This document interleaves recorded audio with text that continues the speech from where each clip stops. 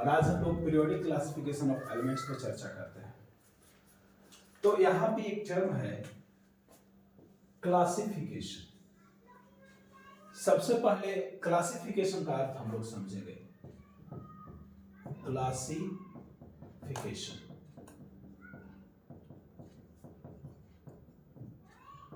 Classification का अर्थ होता है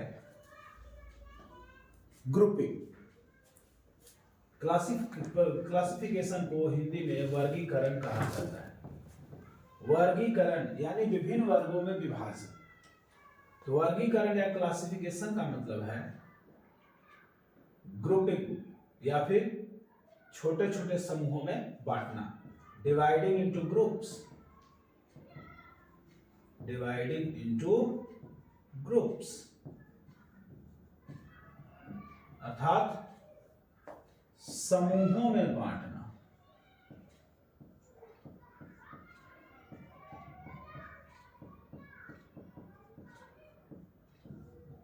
तो यहां पर समूहों में बांटने की प्रक्रिया को वर्गीकरण कहा जा रहा है। अर्थात क्लासिफिकेशन या वर्गीकरण का मतलब है डिवाइडेड इनटू ग्रुप्स या समूहों में बांटना। तो समूहों में बांटने का कुछ तो आधार होना चाहिए। There must be some criteria to divide. कुछ आधारभूत लक्षणों के आधार पे, ठीक है। तो आधारभूत लक्षणों के आधार पे, वो आधारभूत लक्षण क्या है? डिफरेंसेस एंड सिमिलरिटीज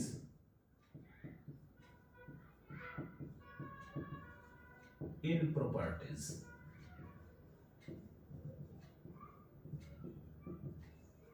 अर्थात गुणों में समानता एवं विविधता के आधार पर या विभिन्नता के आधार पर।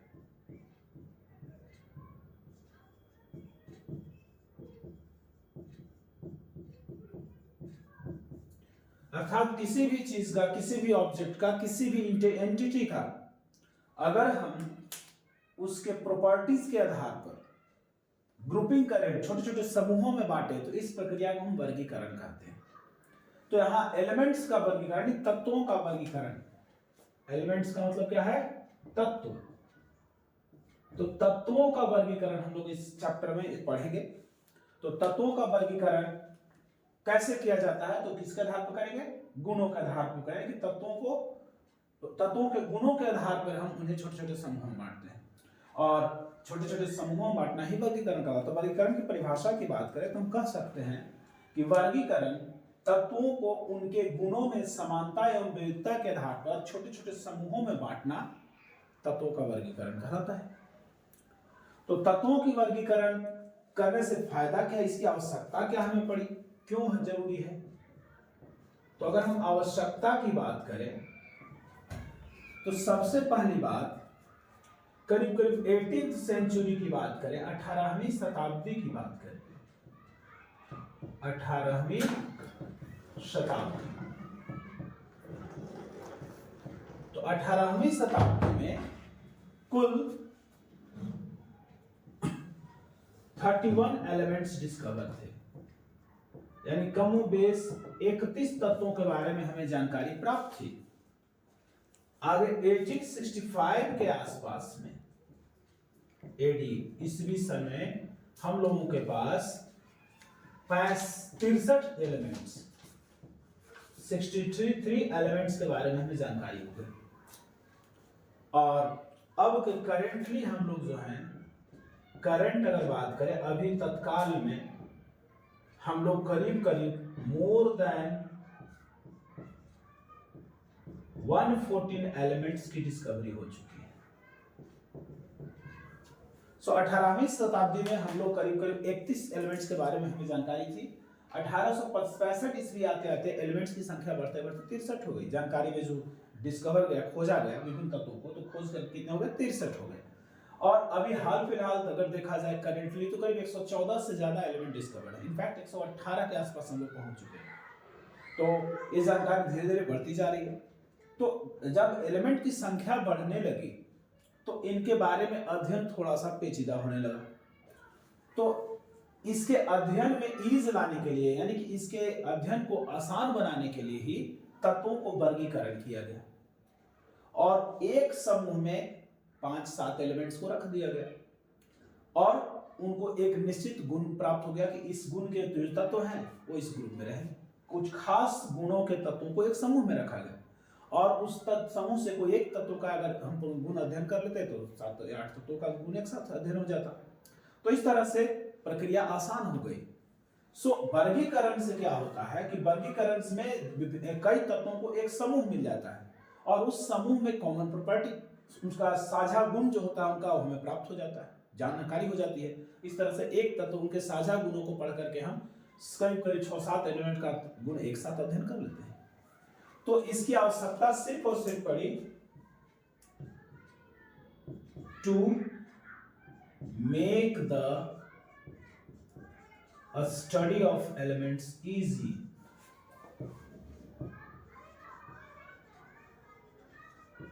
easy and convenient,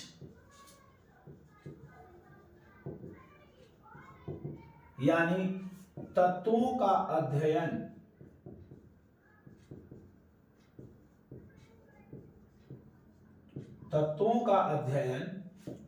आसान एवं सहज बनाने के लिए।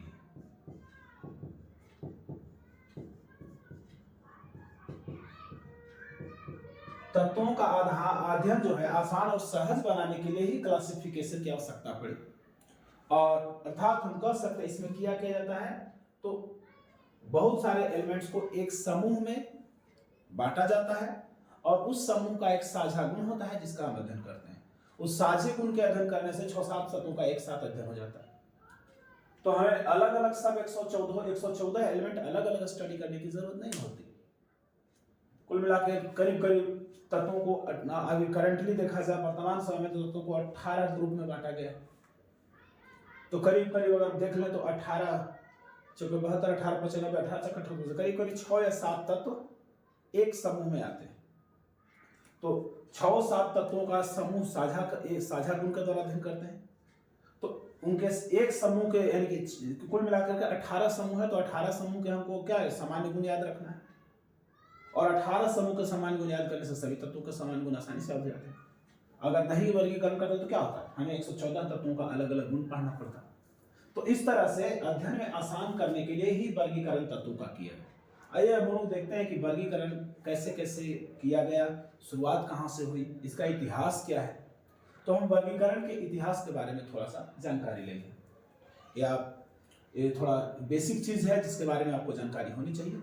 इस वीडियो के अगले कड़ी में हम लोग देखेंगे कि तत्वों का वर्गीकरण का इतिहास क्या है। तो सबसे पहले तत्वों के वर्गीकरण की बात करें तो पहला जो व्यक्ति तत्वों के वर्गीकरण के बारे में बात किया नाम था उनका डॉबरीनर।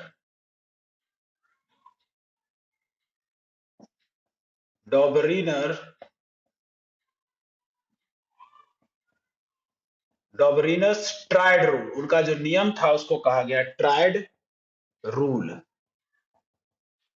हिंदी बात करें तो हम कहेंगे डॉबरीनर का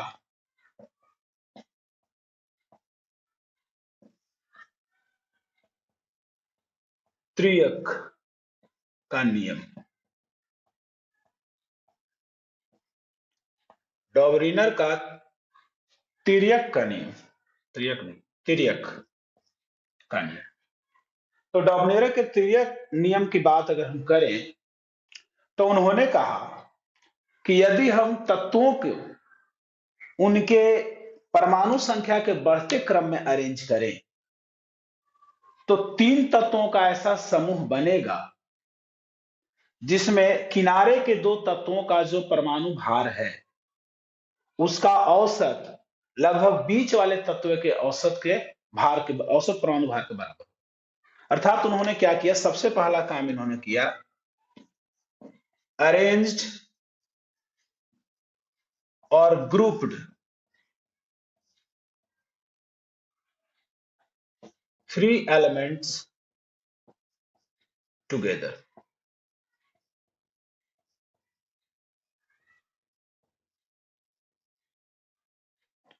in order of their increasing atomic weight.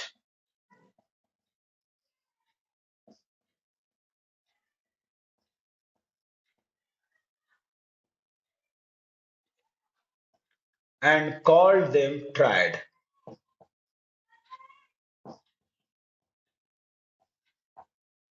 अर्थात उन्होंने क्या किया कि तीन तत्वों का उनके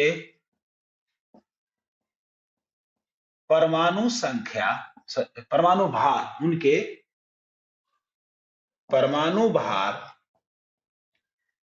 के बढ़ते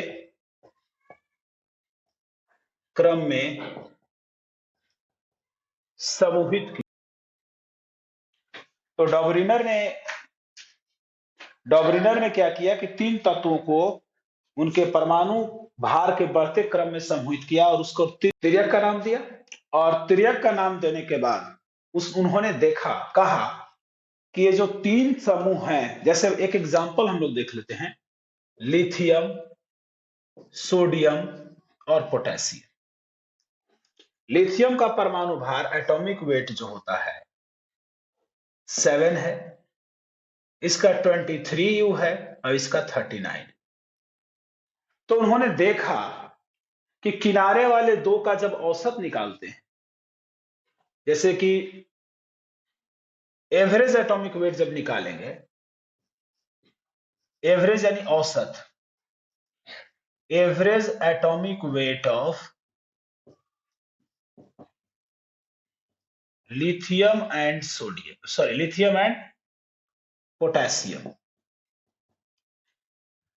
तो पहला लिथियम है किनारे और दूसरा किनारे पे कौन है? पोटेशियम है। तो लिथियम और पोटेशियम के एटॉमिक वेट का अगर औसत निकाला जाए तो कितना आएगा? 7 है इसका लिथियम का और पोटेशियम का है 39 डिवाइडेड बाय 2। औसत निकालने का तरीका है कि जितना जोड़ेंगे उतना जितनी संख्या में जोड़ेंगे उससे भाग देंगे। जैसे 2 जोड़े तो 2 से भाग दे दिए। तो ये हो गया 46/2 इक्वल टू 23।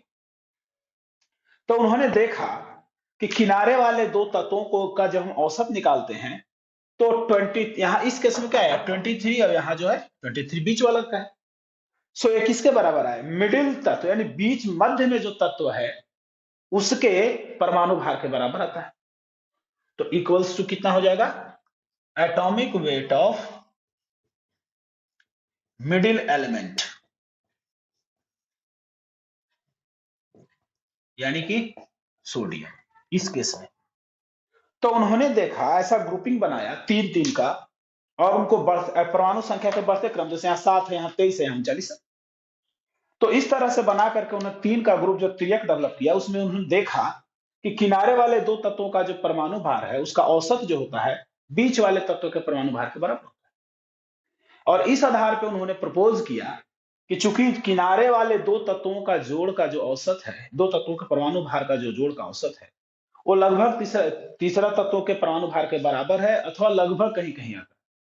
तो इस आधार पर उन्होंने कहा कि इन दोनों तत्वों का जो प्रॉपर्टीज है वो भी लगभग सोडियम के परमाणु प्रॉपर्टीज के बराबर होगा और ये तीनों तत्वों का प्रॉपर्टीज लगभग एक समान।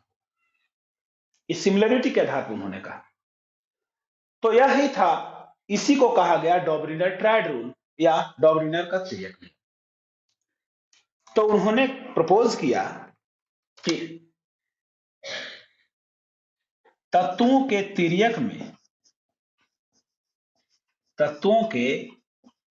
तिर्यक में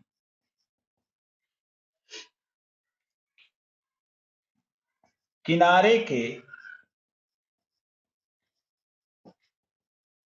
दोनों तत्वों के परमाणु भार का औसत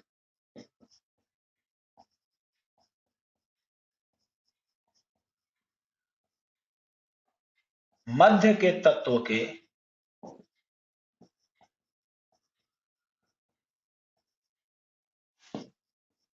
परमाणु भार के बराबर होता है।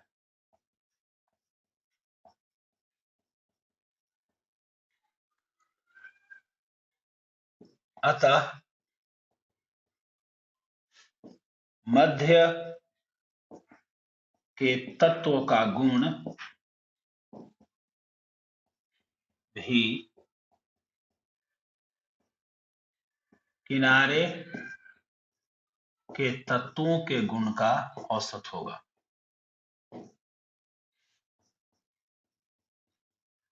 औसत होगा,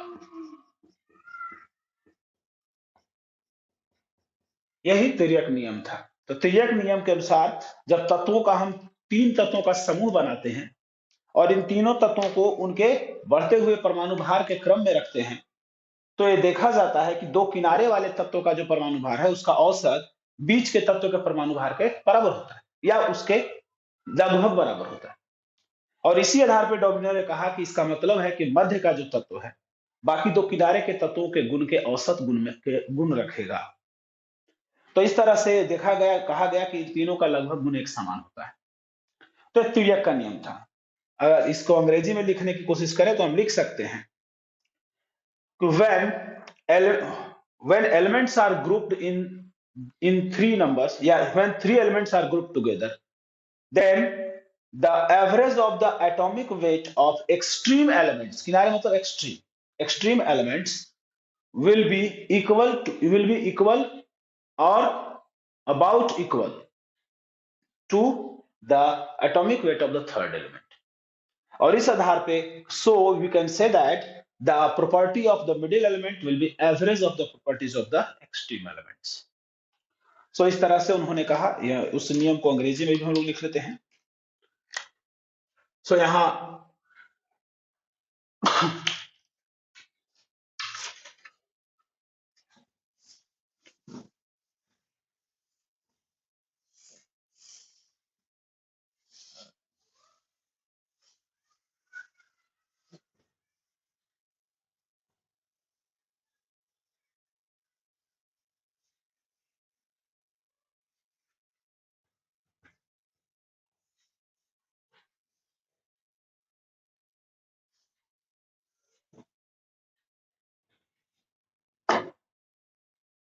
so in English we can say that when 3 elements are grouped together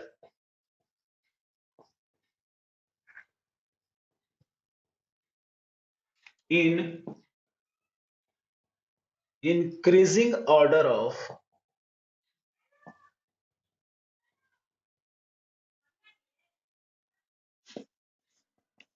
their atomic mass or atomic weight,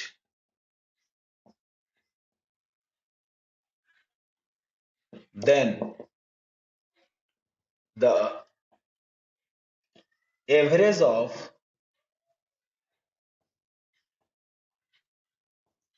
atomic masses या atomic weights of extreme elements, extreme माने किनारे वाले,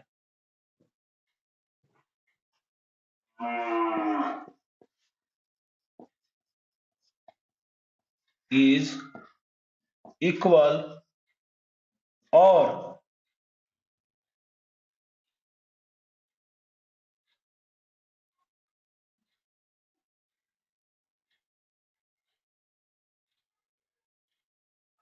near about, is equal or near about of the atomic weight of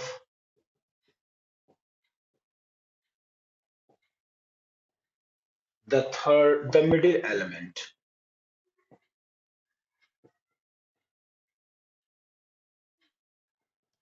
अर्थात जब हम when 3 elements are in groups, जब 3 elements को हम समूह में रखते हैं साथ साथ उनके परमाणु भार के बढ़ते क्रम में, तो क्या होगा, then the average of the atomic weights of extreme, तो किनारे के 2 elements का जो atomic weight होगा उसका एवरेज होगा बराबर होगा या अब लगभग बराबर होगा किसके?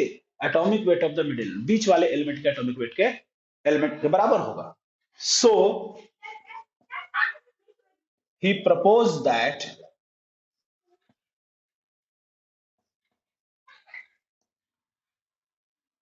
The property of the middle element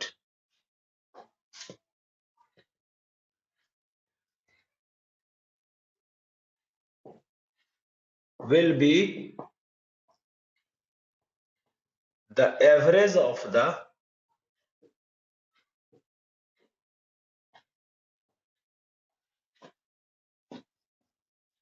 properties of the extreme elements.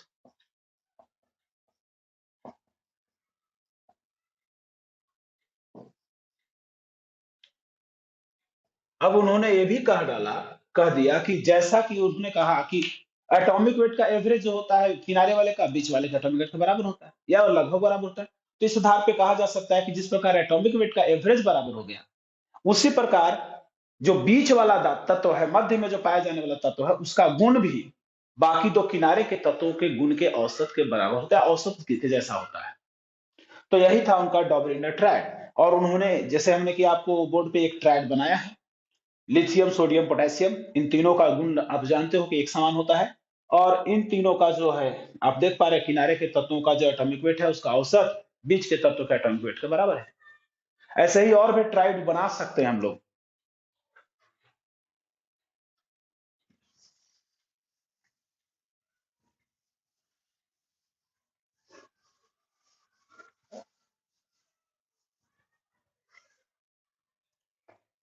जैसे एक और ट्रायड बनाते हैं हम लोग,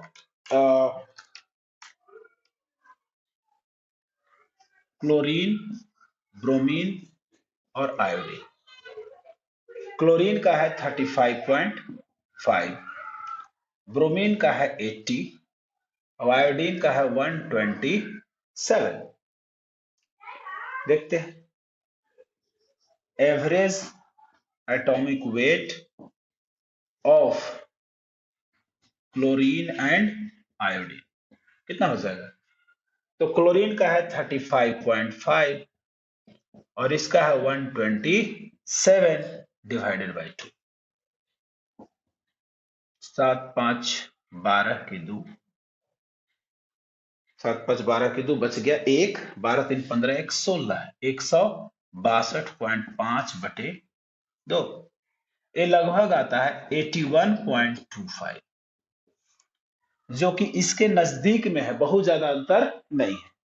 that is about atomic weight of bromine. ये बीच का जो ब्रोमीन है उसके एटॉमिक वेट के लगभग बराबर. तो इस तरह से ये भी एक ग्रुप समूह उन्होंने बनाया.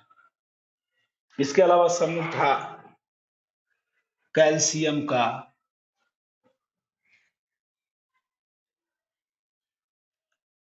कैल्शियम, स्ट्रोंशियम और बेरियम का भी उन्होंने समूह बनाया. कैल्शियम का एटॉमिक वेट 40 होता है, स्ट्रोंशियम का 88 होता है और इसका 137 होता है. इसमें आप निकाल सकते हैं, अगर कैल्शियम और बेरियम का निकालेंगे average atomic weight of calcium and strontium, sorry calcium and barium, तो यह आ जाएगा 40 प्लस 137 डिवाइडेड बाई 2.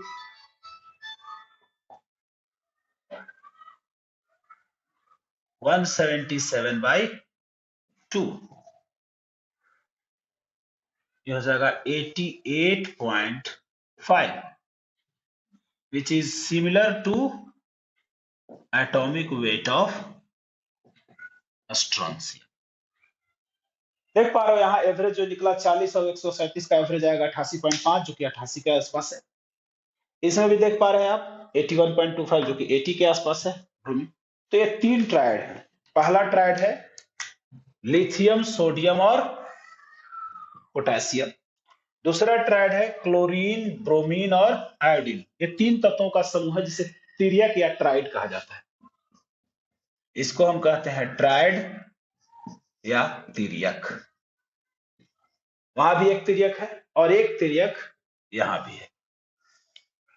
तो कहीं कहीं क्या हो रहा है कि एवरेज जो है किनारे वाले तत्वों का औसत जो है बीच वाले तत्वों के परमाणु भार के बराबर है, और कहीं कहीं क्या हो रहा है कि किनारे वाले तत्वों के परमाणु भार का जो औसत है वो बीच वाले तत्वों के बराबर तो नहीं लेकिन आसपास में।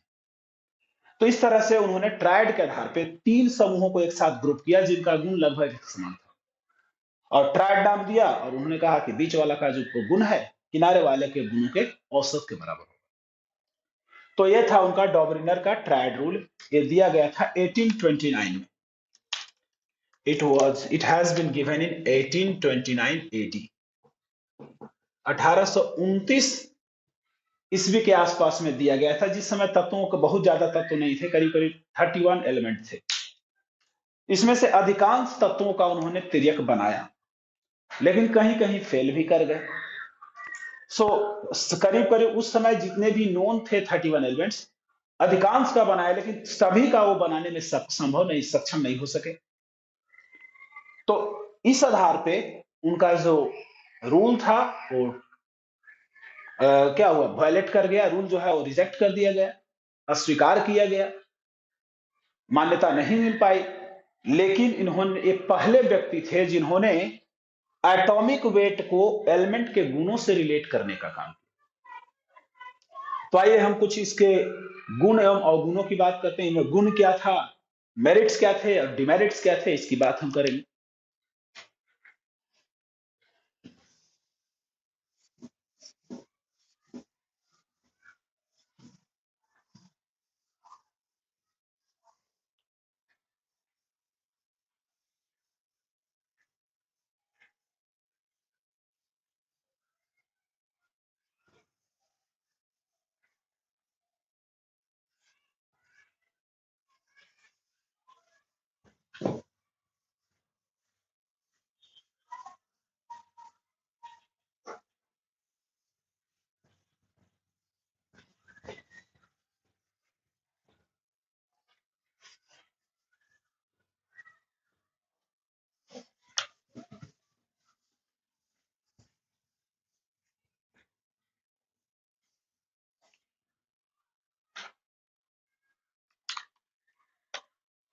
मेरिट्स की बात करें, अगर गुणों की बात करें, तो सबसे पहला गुण यह था कि he made triad of maximum then known elements।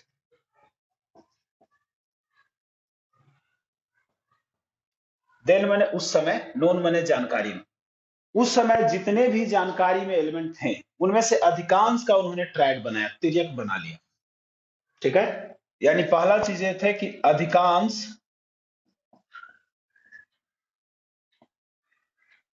आविष्कृत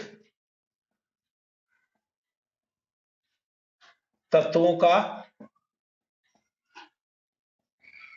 तिर्यक बनाने में सफल रहे।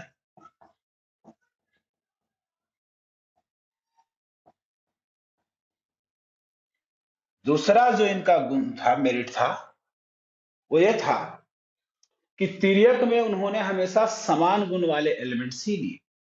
ठीक है, और सबसे बड़ी बात है कि ये जो तिर्यक का नियम था, इसमें इन्होंने पहली बार क्या किया कि तत्वों को, गुण को उनके परमाणु भार से संबंधित किया। तो वह he was the first person, पहले व्यक्ति थे, to relate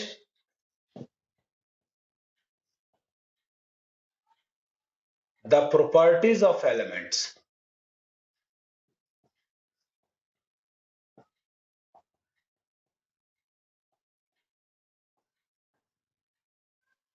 with their atomic weight।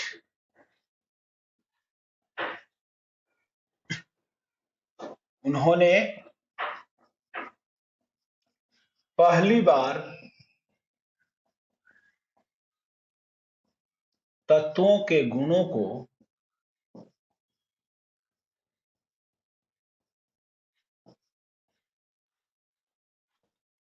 उनके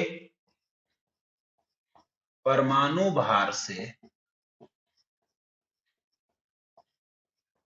संबंधित करने का प्रयास किया।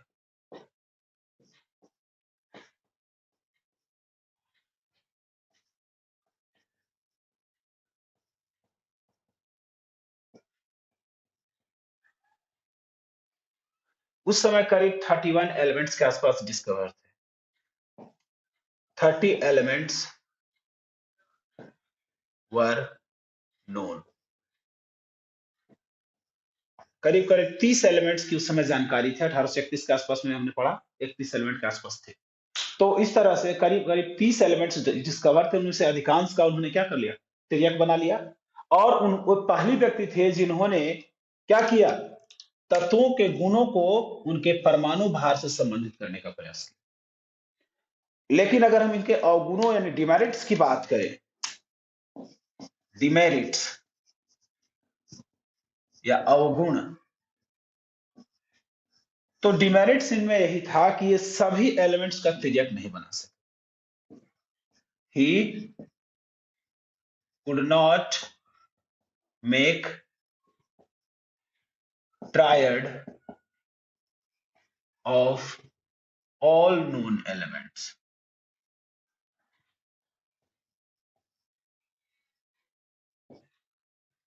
वे सभी आविष्कृत तत्वों के तिर्यक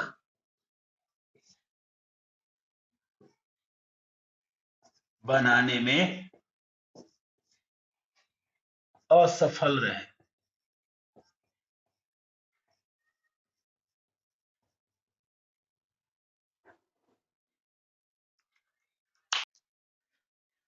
तो यही उनका मेरिट और गुण और अवगुण था। और इन अवगुणों के आधार पर क्या किया गया कि इससे एक बेटर क्लासिफिकेशन के सर्च में हम लोग आगे बढ़े। और अगला जो नंबर आता है, इससे जो थोड़ा बेटर क्लासिफिकेशन था, वो दिया गया 1865 ईस्वी में न्यूलैंड के द्वारा। उस नियम को बोला गया न्यूलैंड्स ऑक्टेव रूल। तो आगे हम लोग न्यूलैंड्स ऑक्टेव रूल के बारे में पढ़ेंगे।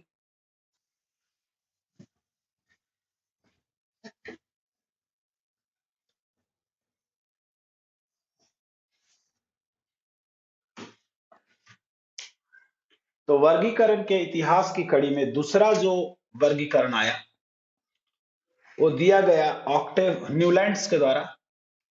तो दूसरा जो रूल है वो कहलाता है न्यूलैंड्स ऑक्टेव रूल। 1865 ईस्वी में दिया गया। ये भाई साहब केमिस्ट्री के साथ साथ म्यूजिक की भी थोड़ी बहुत जानकारी रखते थे। और उन्होंने क्या किया कि केमिस्ट्री और म्यूजिक को रिलेट करने का प्रयास किया।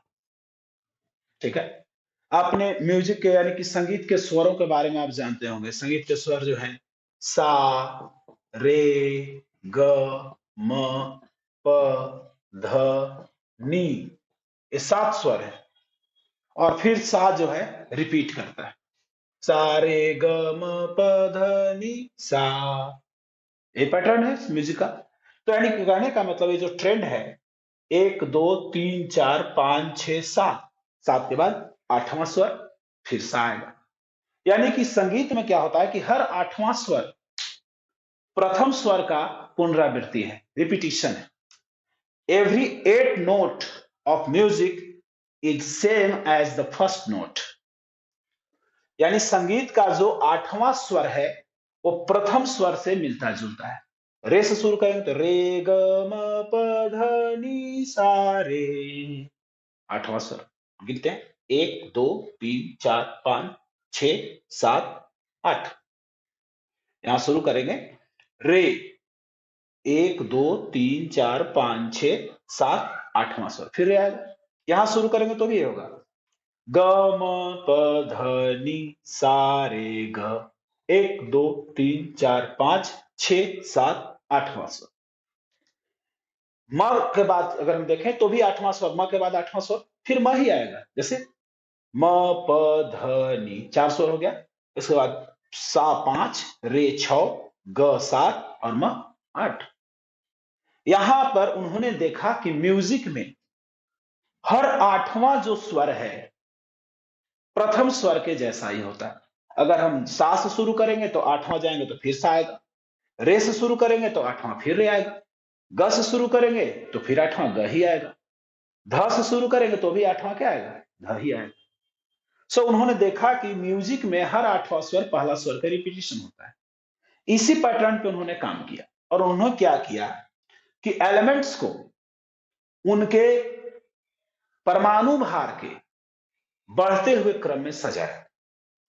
और न्यूलैंड के समय बहुत कम तत्व नोन थे, तो उस समय जितने भी तत्व नोन थे उसको उन्होंने क्या किया कि उनके बढ़ते हुए क्रम, परमाणु भार के बढ़ते हुए क्रम में सजाने का प्रयास किया। हाँ, इनके समय में याद रखना है, दो चीज डिस्कवर नहीं थे। न्यूलैंड के समय में इनर्ट गैस यानी 18 ग्रुप जब हम लोग पढ़ते हैं, हीलियम, नियॉन, आर्गन, क्रिप्टन, जेनन और रेडॉन, ये जो तत्व थे नॉट नोन थे, इनके बारे में जानकारी नहीं थी, अर्थात इनका आविष्कार नहीं हुआ था। इसके अलावा हेवी एलिमेंट्स भी जानकारी में नहीं थे। Heavy elements were also not known. Heavy element जैसे आयरन हो गया, कोबाल्ट हो गया, निकेल हो गया, ऑस्मियम हो गया, इरिडियम हो गया, प्लेटिनम हो गया, ये सब चीजें उस समय नोन नहीं थी, इनके बारे में कोई जानकारी थी ही नहीं लोगों को। तो जितने भी तत्व जानकारी में थे उनको उन्होंने बढ़ते हुए क्रम में सजाया। तो उस समय जो जानकारी में तत्व था वो लिथियम से शुरू था। पहला तत्व था lithium. Lithium, beryllium, boron, carbon, nitrogen, phosphorus, oxygen. Oxygen के बाद आना चाहिए था फ्लोरीन। तो फ्लोरीन जो है, lithium, beryllium, boron, carbon, nitrogen, oxygen, nitrogen, phosphorus, oxygen, 3 4 5 6 7 8 9। इसके बाद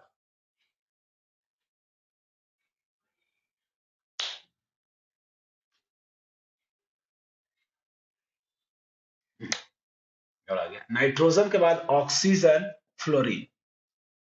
ठीक है, तो उस समय जो तत्व थे lithium, beryllium, boron, carbon, nitrogen, oxygen, fluorine. Fluorine के बाद नियॉन आना चाहिए, जो कि उस समय जानकारी में था ही नहीं। तो नियॉन के बाद फिर है सोडियम, तो सोडियम यहां रखा उन्होंने। सोडियम के बाद मैग्नीशियम था, एल्यूमिनियम था, सिलिकॉन था, सिलिकॉन के बाद फास्फोरस था, सल्फर, सल्फर के बाद क्लोरीन। फिर क्लोरीन के बाद आता है आर्गन, लेकिन आर्गन के बारे में जानकारी उस समय नहीं थी, तो आर्गन के आगे वाला था पोटेशियम, फिर कैल्शियम। यहां तक तो उन्होंने बड़े मजे से बनाया। आप देख पा रहे हैं लिथियम, सोडियम, पोटेशियम तीनों का गुण एक समान होता है। बेटा मांगे कार्य यानी कि बेरिलियम, मैग्नीशियम और कैल्शियम, यहां भी देख पा रहे हैं कि तीनों का गुण एक समान होता है। आज भी हम लोग जानते हैं कि ये ठीक है। बोरोन, एल्यूमिनियम, नीचे जो है नीचे के एलिमेंट्स उसमें ट्रेंड थोड़ा गड़बड़ा गया, लेकिन यहाँ बोरोन और एल्यूमिनियम में आप देख पा रहे हैं कि यहाँ पे भी ये दोनों तत्वों के गुण लगभग एक समान होते हैं। तो ये जो ट्रेंड चला, देखिए पहला प्रॉपर्टी लिथियम, पहला एलिमेंट लिथियम, लिथियम का जो गुण होगा किससे रिपीट करेगा, 8वां एलिमेंट है सोडियम, तो सोडियम से रिपीट करें।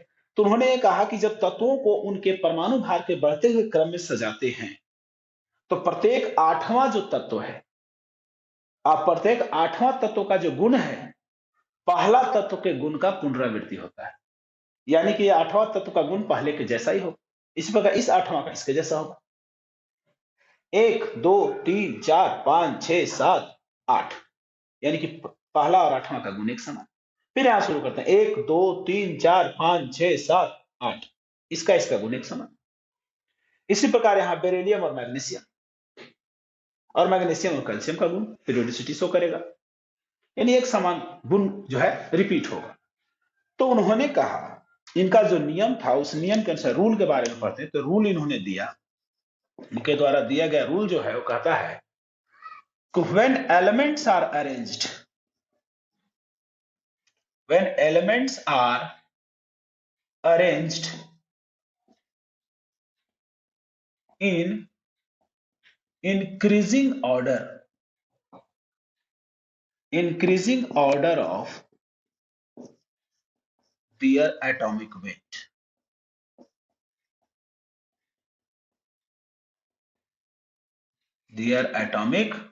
weight, then every eighth element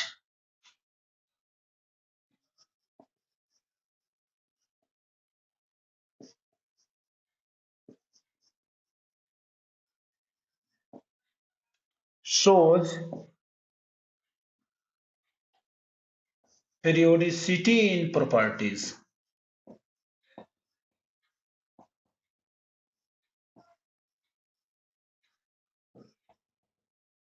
with the first element। तो उन्होंने कहा कि जब हम एलिमेंट्स को इन उनके एटॉमिक भार के बढ़ते हुए इंक्रीजिंग ऑर्डर में बढ़ते हुए क्रम में सजा देते हैं तो क्या होता है, तो प्रत्येक जो आठवां एलिमेंट होगा वो प्रथम एलिमेंट पहला एलिमेंट से गुणों में पीरियोडिसिटी दिखाएगा, आवर्ती यानी कि आवर्तता दिखाएगा। अब पीरियोडिसिटी का मतलब क्या है, यहां पर इन्होंने पीरियोडिसिटी टर्म यूज किया। तो पीरियोडिसिटी का मतलब है कि रिपीट होना गुण और ग्रेडेशन होना, थोड़ा बहुत चेंज करना, बढ़ना, ठीक है।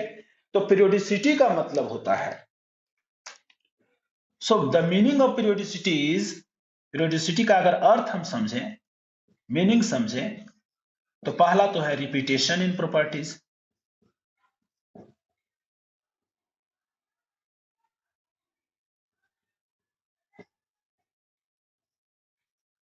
और दूसरा है gradation in properties.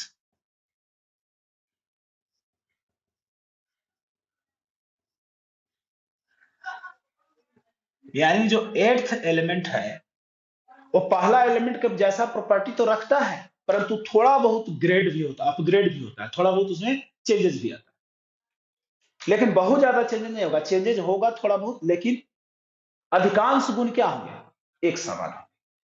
So the eighth element and first element have most of the properties similar, but there is slight differences also।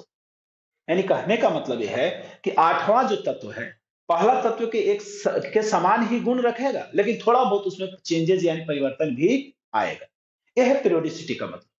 यानी इन्होंने कहा कि एग्जैक्ट सिमिलर नहीं होगा, प्रॉपर्टीज एक समान होंगे लेकिन थोड़ा बहुत परिवर्तन या चेंजेस भी आ सकता है। तो एक पीरियोडिसिटी टर्म उन्होंने यूज किया, सिमिलर यानी कि आइडेंटिकल शब्द यूज नहीं किया। तो यानी हिंदी में अगर बात करें तो हम कह सकते हैं कि जब तत्वों को उनके बढ़ते परमाणु भार के क्रम में व्यवस्थित किया जाता है,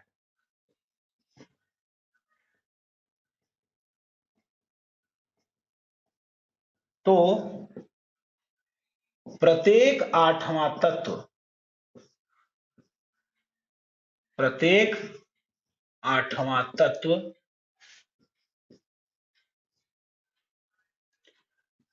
प्रथम तत्व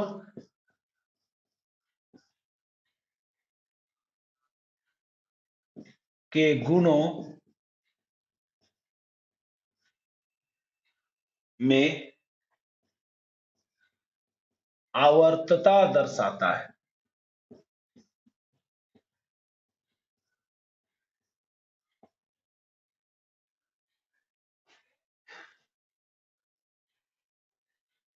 जैसा कि संगीत का आठवां स्वर प्रथम स्वर से।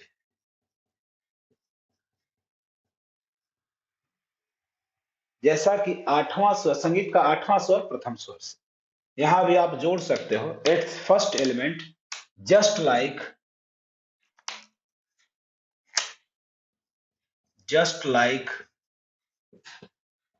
The eighth note of music.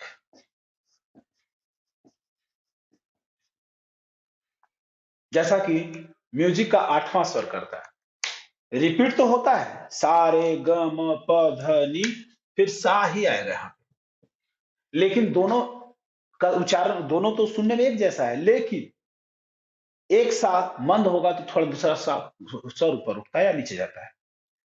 तो सा रे ग म प ध नी सा थोड़ा ऊपर उठ जाता है। तो इस तरह से एक जैसा देखने में है, सुनने में है, लेकिन स्वर थोड़ा ये ऊंचा होता है या निम्न होता है, तो थोड़ा बहुत ग्रेडेशन हुआ, सिमिलरिटी भी हुई और ग्रेडेशन भी हुआ। तो रिपीटेशन यानी पीरियोडिसिटी का मतलब ही है रिपीट होना और अपग्रेड होना।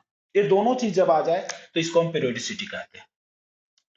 तो पीरियोडिसिटी का मतलब है कि गुणों में पुनरावृत्ति होना और गुणों में थोड़ा बहुत चेंजेस होना, परिवर्तन होना। तो ये दोनों चीज एक साथ हो तो उसको हम पीरियोडिसिटी कहते हैं। अब बारी आती है कि इसके मेरिट्स के बारे में बात कर लें। तो मेरिट्स की बात करें तो सबसे पहला मेरिट है कि इन्होंने जो दिया उसके आधार पे जो एलिमेंट्स हैं, समान गुण वाले एलिमेंट्स एक साथ आने शुरू हुए।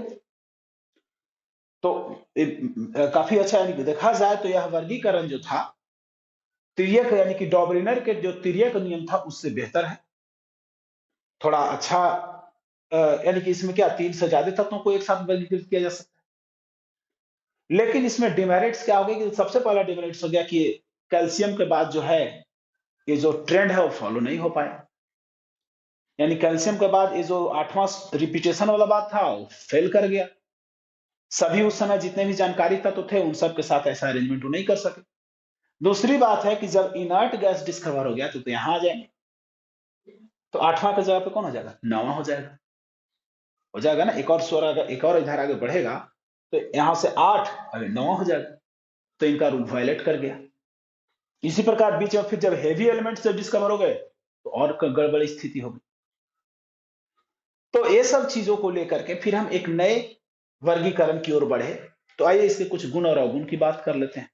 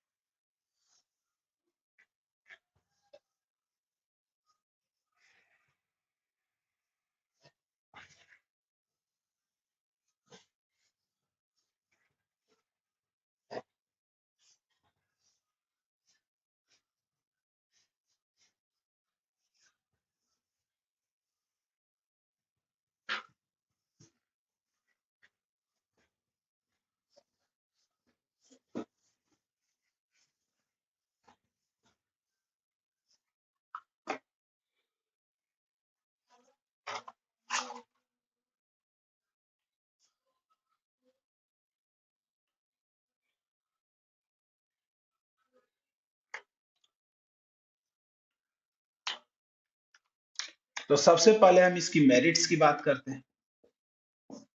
हम लोग हमेशा पॉजिटिव सोचने वाले हैं, इसलिए पहले हम गुण की बात करते हैं।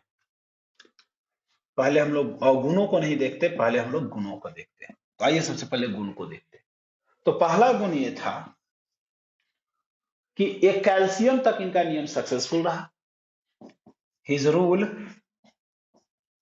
रिमेन सक्सेसफुल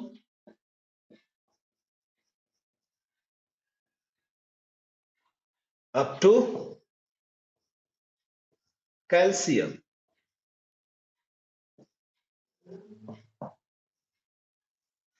कैल्शियम एलिमेंट तक इनका रूल हमने आपको बनाया भी था, डायग्राम कैल्शियम तक ही बनाया था, उसके आगे नहीं बनाया था। कुछ बुक में मिलेगा आगे, लेकिन वहां उससे आगे आपको जानने की जरूरत भी नहीं है, क्योंकि इनका जो रूल था वो कैल्शियम तक ही सही से लग पाया। कैल्शियम के बियॉन्ड जैसे स्कैंडियम है, टिटेनियम है, विनेडियम है, इन सबों पर उनका नियम सही से लागू नहीं हो पाया और गड़बड़ियां आने लगी। तो पहला जो मेरिट उनका था वो क्या था कि कैल्शियम तक उनका नियम बहुत अच्छे से सफल रहा। ठीक है, उनका नियम कैल्शियम तक के तत्वों, जो कि हल्के तत्व थे, लाइटर एलिमेंट्स, तक सफल रहा। But beyond calcium his rule violets, यानी कैल्शियम के बाद अगर जाते हैं तो उनका रूल ब्रेक कर गया। दूसरा सबसे खास बात थी, हमने बात किया था डॉब्रिनर के बारे में कि डॉब्रिनर वह पहले व्यक्ति थे जिन्होंने तत्वों के गुणों को उनके परमाणु भार से संबंधित किया। उनसे थोड़ा एक कदम और आगे गए और उन्होंने क्या किया कि पीरियोडिसिटी की बात कर दी। ठीक है, तो he was the first person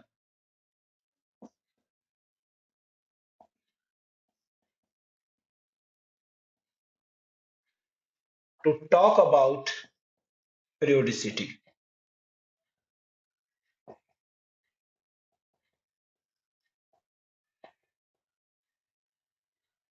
based on atomic weight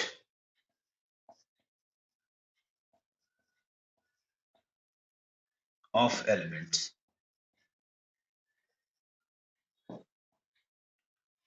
परमाणु भार आधारित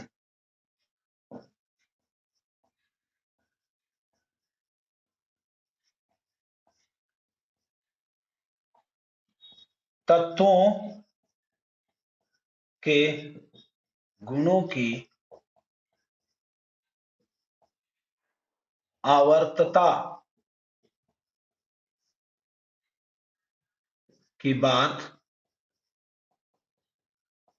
सर्वप्रथम ऑक्टेव ने की। अर्थात ये पहले व्यक्ति थे जिन्होंने परमाणु को तत्वों के आवर्तता से जोड़ा। अगर हम डिमेरिट्स की बात करें, अवगुणों की, तो डिमेरिट्स की बात करें तो पहला डिमेरिट है उनका नियम कैल्शियम के आगे के तत्वों के लिए असफल रहा।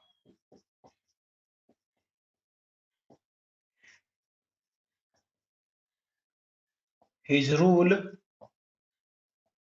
remained unsuccessful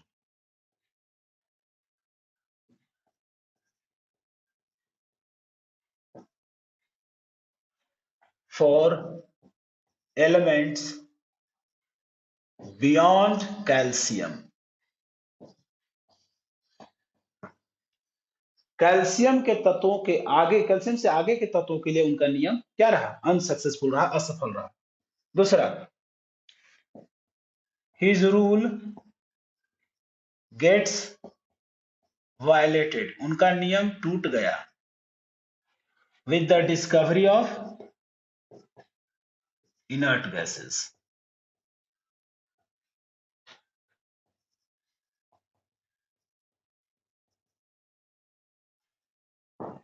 यानी अक्रिय गैसों के खोज के बाद उनका नियम टूट गया। तो अक्रिय गैसों की खोज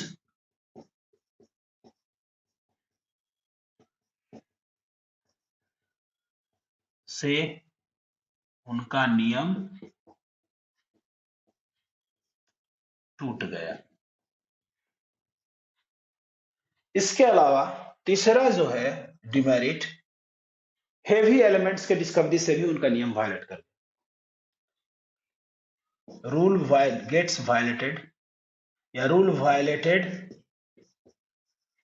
with the discovery of heavy elements, with the discovery of heavy elements.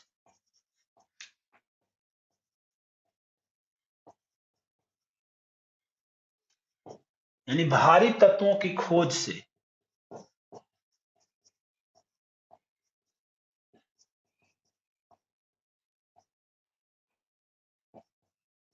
भी उनका नियम टूट गया,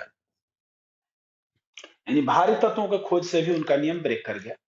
तो कुछ डिमेरिट्स थे और इन डिमेरिट्स के कारण ऑक्टेव के वर्गीकरण के नियम को भी रिजेक्ट कर दिया गया, अस्वीकार कर दिया गया। लेकिन वे पहले व्यक्ति थे जिन्होंने पीरियोडिसिटी की बात की, वो भी पीरियोडिसिटी किस पे आधारित, परमाणु भार पर आधारित। और कैल्शियम तक यह सक्सेसफुल रहा, कैल्शियम के आगे इनका नियम फेल कर गया।